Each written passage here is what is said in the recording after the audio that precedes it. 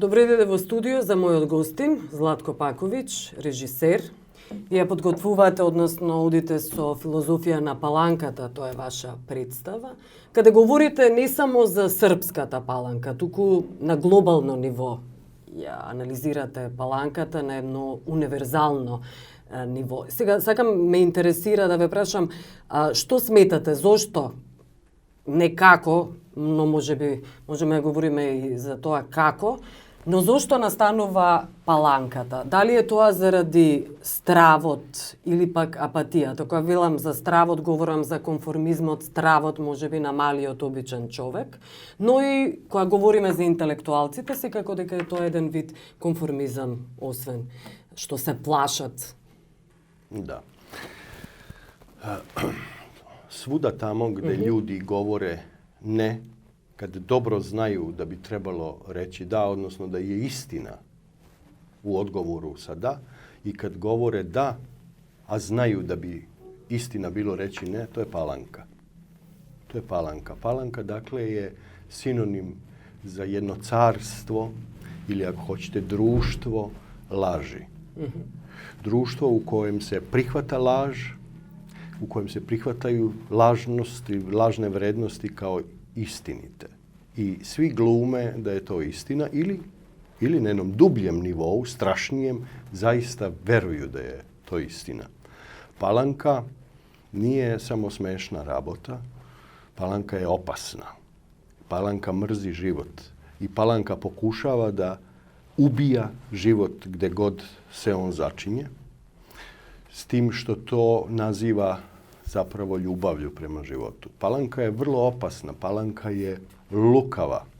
Kako bih vam rekao, ona preokreće sve vrednosti. Ona je jedna paklena i jedna vražja rabota. E sad, ono što mi nazivamo filozofijom palanke, naime što je, ili duhom palanke, što je nazivao Radomir Konstantinović, to se daje i drugčije. On je koristio taj termin, to je specifičan termin, ali u vreme kad je on pisao filozofiju palanke bila je na snazi egzistencijalistička filozofija, pa se govorilo o autentičnom i neautentičnom životu. Ono što on naziva duhom palanke zapravo je neautentičan život. Individualni, subjektivni ili društveni, kolektivni, objektivni, kako god hoćete. Добро, ајде околу еден ваш цитат. Како велите дека критичкиот театар е општествен орган за конституирање на јавноста и велите користете го театарот за да научите всушност да ја откривате, но и да ја докажувате вистината. Во Србија уметниците и театарот, театарските уметници го користат всушност театарот за да докажат вистината. Ве прашувам заради тоа што во Македонија многу малку од уметниците, особено театарџиите, се користат со тоа право, со таа должност, всушност, обврска која ја имаат, не разбираат докрај улогата на уметникот во општеството. Ja se potpuno slažem s vama i mogu samo da konstatujem da je situacija u ovom smislu podjednaka i u Srbiji, koliko znam i u Hrvatskoj, možda nešto malo bolje u Hrvatskoj, jer ima nekoliko reditelja koji se ozbiljno bave ovim pitanjem, mnogo ozbiljnije nego na ovim područjima.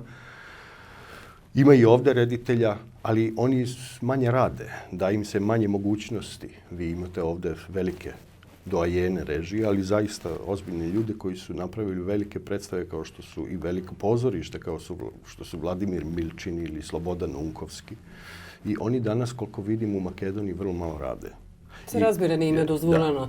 Дори Владан Милчин беше илустриран, иако во Македонија е привилегирано, често е да се биде илустриран и гонет, обвинуват и затворен, поради тоа што сте критички настроени кон власта. Odlično ste to rekli. Upravo to je i zadatak i velika stvar pozorišta. I vi zapravo najjednostavnije mogu da kažem ovako, tamo gde imate reditelja, ozbiljno, i gde imate režiju, tu imate problem.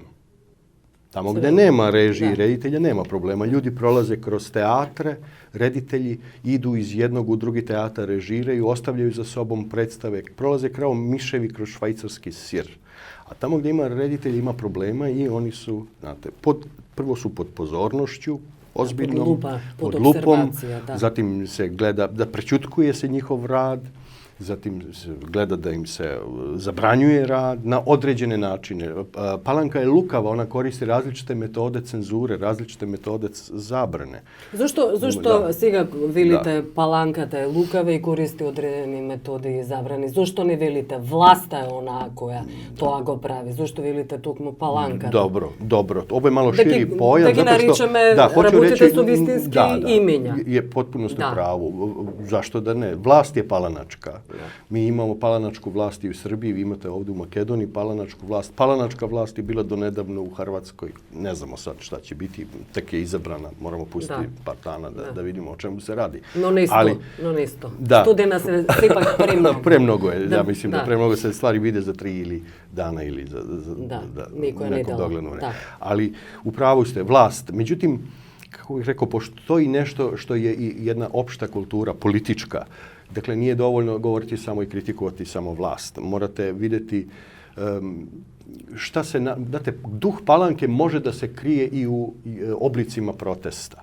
Morate voditi ozbiljan protest koji neće biti obuhvaćen duhom Palanke, jer Palanka voli da se pokrije, da se uvuče i u stvari koje su protivne onom što je loše, da bi i njih osvojila. Znate, da onemogući. Mi smo u Srbiji imali to. Mi smo imali promjene vlasti, mi smo imali takozvani 5. oktobar, revoluciju, da bi se stvari vratile na staro.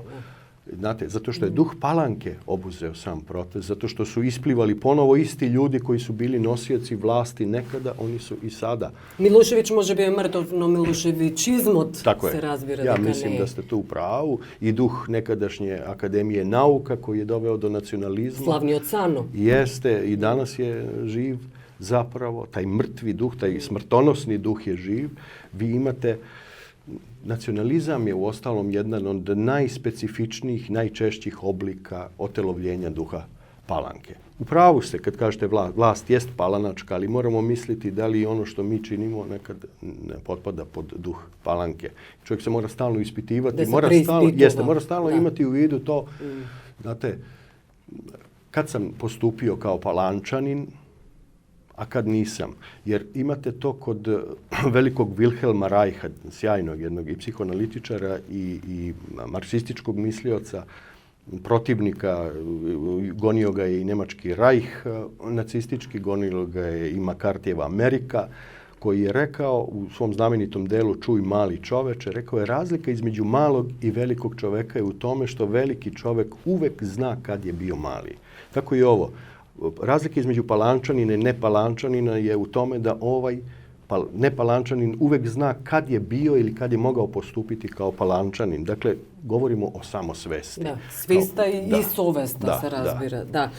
Во Македонија веќе споменав дека голем дел од уметниците и вие кажавте дека постојат обиди да бидат замолчани, кажавте пример со Владе Милчен и со Слободан Унковски, но има голем број на уметници пак кои се покоруваат, се заблагодаруваат на Министерката за култура, кога таа одвојува пари од буџетот, не баре тоа се приватни пари. Која е вашата порека за таквите уметници кои не се свесни за собствената улога? Pa znate šta, takvi ljudi koriste priliku. Oni otprilike kažu život je kratak i ja moram iskoristiti priliku. Ja imam u određenom periodu moram ostvariti ovo ili ono. Međutim, nikad ne mogu tim putem da ostvare ono što je suština, a to je umetničko delo.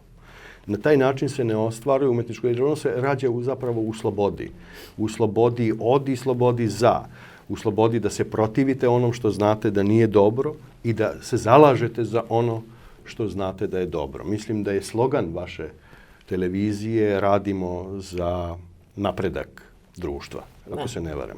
To sam pročitao sad kad sam... Dakle, ako zaista to činite, onda ne kalkulišete, onda ne pravite pakt s đavolom. To je, kako kažem, šta omogućuje jedan istinski, slobodan, umetnički rad koji je i eksperimentalan i kritički. Eksperimentalan znači da uvek morate doći do nečeg novog, uvesti nešto novo, nešto što nije bilo, da bi to onda bilo. Jeste. A s druge strane, kritički jer šta je zapravo poriv da radite i da stvarate to novo jeste da ukazujete na nešto što treba prevazići, što treba da se prevaziđe. Dobro. Kako kažem, to daje mogućnosti za određenu stvaralačku radost koju ne možete osjetiti ako niste slobodan čovjek. I ako ne se izborite za ta sloboda. Ako ne se, pa to, za slobodu se uvijek morate boriti. I to je ono što se uskraćuje takvim umetnicima koji su, među njima ima, nažalost, i talentovanih.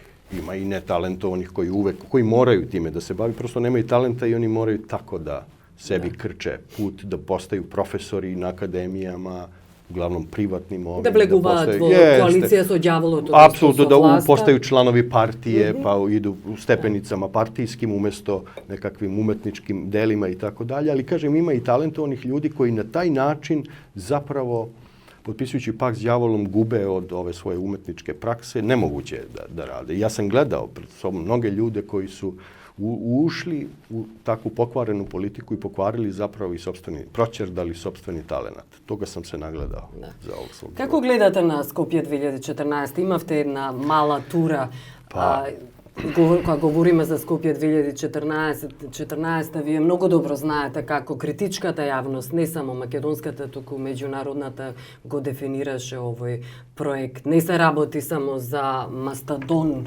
туку навистина и за корупција и на духот, и финансиска, Apsolutno. I во секој поглед. Da, to se vidi na prvi pogled. Međutim, evo ja bih postavio stvari u logičku kiniz. Vi gledate, danas je 2016, mislim ovo je 2016. godina, a mi u perspektivi gledamo u Skopje 2014. Dakle, čitava politika se vodi tako da se ovo društvo i ova država, u kojoj sam ja sada gost, kreću ka Skoplju 2014. godine. Već je tu nešto, u najmanju ruku začudno, zaumno, mislim da i u makedonskom postoji ta reč, to je zaumno, i ima nešto čudovišno da se vi iz 2016. unapred krećete ka 2014. Mislim, već na tom nivou jezičkom. Jeste, to je jedan strahovito retrogradni proces koji je u stanju čak i u arhitektonskom pogledu da prikriva sve one modernističke sjajne tačke koje su ovdje postignute već još 70. godina prošlog veka, 60. se posle zemljotresa. Vi imate ovdje prikrivenu zgradu opere i baleta koja je jedan modernistički biser. Onda imate ovaj užas što je urađen od... Zlatan teatar, така наречен. Apsolutno, to je ubijanje duha teatra. Kada odi vaša predstava? Tokmu tamo? Moja predstava ne odi tamo. Nemoguće je da tamo igra i nema razloga da tamo igra. To prosto su dva sveta. Moja predstava igra u kinu Kultura. Da. Naravno. To je delo na vašiот пријател i kolega Slobodan Unkovski. Da, to je kino Kultura. Jeste, on i kolega Popovski. I Biljana, jeste, Lokomotiva. Mislim, to su ljudi koje znam, ali i to je jedno od mesta u kojima se rađa ono što zapravo jeste ideja pozorišta od samih njegovih početaka u Evropi, dakle od Grčke do danas. Znate, sam Eshil, ja to često ponavljam, prvi dramski pisac, veliki dramski pisac, genije, dramaturgije, je morao 2 godine pre smrti da ode iz Atine, bio je proteran zbog Orestije. Dakle, vi kao dramaturg, kao reditelj, kao akter pozorišni, imate zadatak da ukazujete na probleme. To je suština. Pozorište je alternativno, teatar je alternativno vreme, alternativni prostor. U izvjesnom smislu on dolazi iz budućnosti kao korektiv. Imate mogućnost da napravite stvari kako bi mogle da izgledaju, kako bi trebalo da izgledaju, istovremeno da kritikujete ono što jeste i da na taj način ne samo tumačite svet, nego ga i menjate. Dobro. Bar in vitro. Јас благодарам што бевте гостин во Ново. Hvala vam puno. Zlatko Paković, režiser, gostin во Ново.